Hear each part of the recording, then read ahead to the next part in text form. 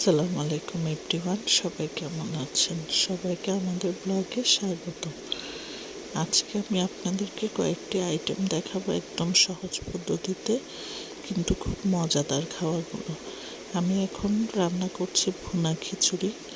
এই যে আমি মশলাগুলো দেওয়ার পরে ডাল আর চালটা ধুয়ে রেখেছিলাম, একদম শুকানোর পরে আমি পানিটা যখন ঝরে গিয়েছে তারপরে কষাচ্ছি। ভুনা খিচুড়িটা করার সময় চাউলটা ধুয়ে অনেকক্ষণ আপনারা পানিটা ঝরতে দিবেন, তাহলে খিচুড়ি ভাতটা একদম ঝরঝরা হয়।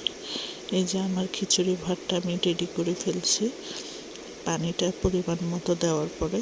যেহেতু আমি এখানে 2 কেজি চাল আর ডাল দিয়েছি, পানিও 2 লিটার দিয়েছি।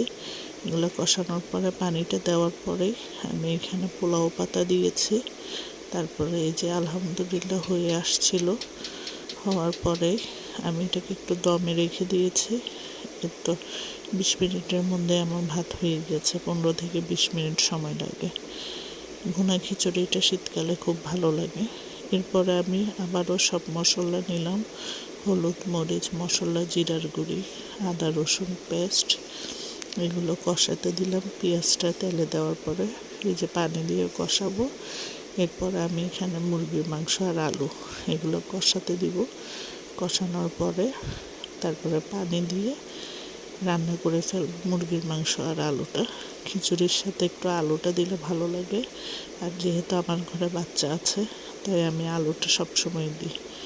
এই যে আমার মুরগির মাংসটাও আলহামদুলিল্লাহ রেডি হয়ে গেছে।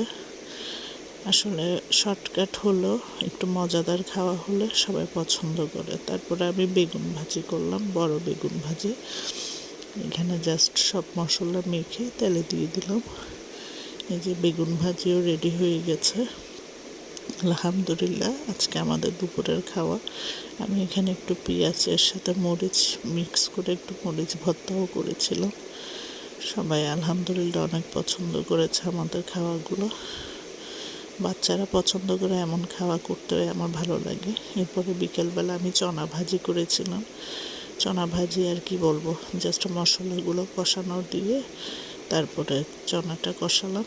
এরপরে চনা ভাজি হয়ে গেল, ধনিয়া পাতা দিয়ে নামিয়ে ফেললাম। বাচ্চারা বিকেলের নাস্তাটা চনা ভাজি দিয়ে করেছে। আজকে আমার রান্না বান্না ছিল এগুলোই।